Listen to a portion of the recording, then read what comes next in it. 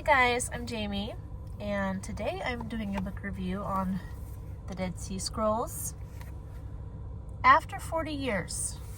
Now this is an interesting book.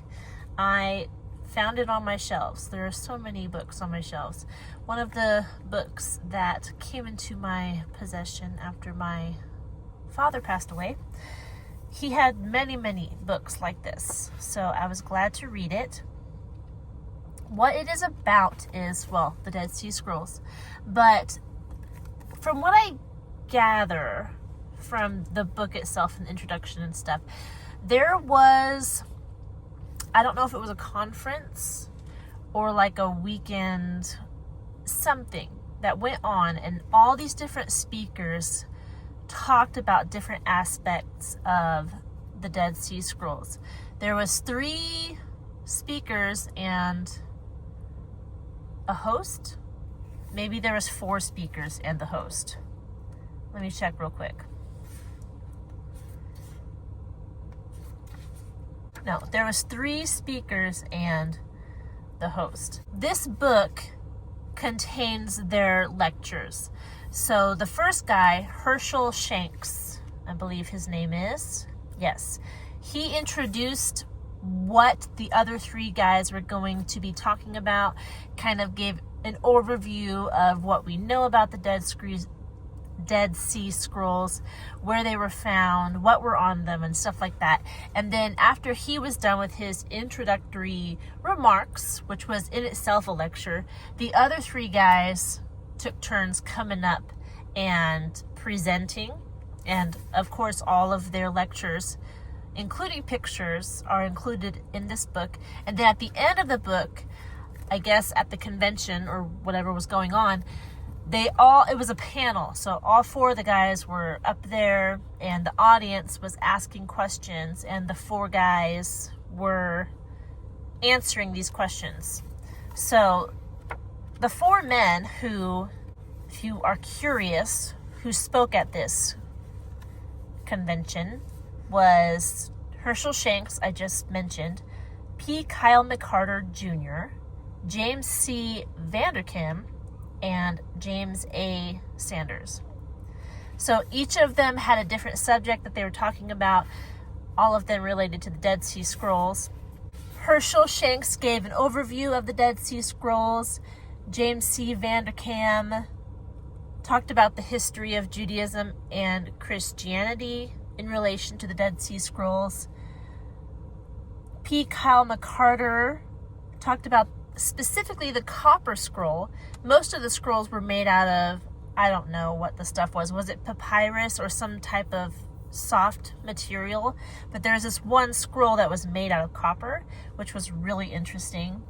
And then the last guy, James A. Sanders, talked about understanding the development of the biblical text. And again, all of these subjects are within the context of the Dead Sea Scrolls. So I did learn a lot about the Dead Sea Scrolls from this book.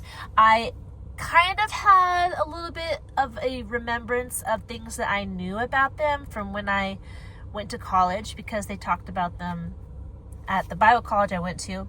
But this talks about the caves they were found in, where the caves are situated in relation to the Dead Sea, who they thought wrote the Dead Sea Scrolls. A lot of people think it was the Essenes. Why they think the scrolls were hidden in the caves, because when Rome was going around terrorizing, they think that Romans destroyed, there's like this little settlement on top. So if you can see, I don't know if you can see, there's like, I wish I had a pen or something, but see on top of here, it's kind of like a mesa, and then like down here is a canyon-ish, and I believe the Dead Sea is like out here. Well, the scrolls are in the caves that are in the side of this, and on top was this settlement that looked like where people wrote the scrolls and they studied and stuff like that. That's, again, all of this is from archaeological excavation. There's no like concrete, this is what happened, but there's evidence of this little city or settlement where it looks like they wrote the scrolls. So that was up here somewhere. And then below, there's like caves along the side. I think this picture is actually, I wonder if it's like looking out of one of the caves. That's what it looks like to me. Let me see if I can get you an actual picture, because this doesn't show the caves or the settlement. And I know this book contains pictures of both the caves and the settlement. There's a map of where the caves are found. Well, where the Dead Sea is. So here's a picture of the ruins of the Qumran community. So the Qumran community is where they think the scrolls came from. All right, here's a better picture. So if you can see, up here is where the community was. You can see the ruins of it. And then, if I remember correctly, like in this wall area is where the caves are. And within the caves is where the scrolls were found. And if you don't know what the scrolls were all about, these scrolls are very, very old. They're guessing that they dated back just a little bit after Jesus' time. Guesstimating, it's around that time. And what's significant about these scrolls is every book of the Old Testament, except for Esther, is found in the Dead Sea Scrolls, at least an excerpt.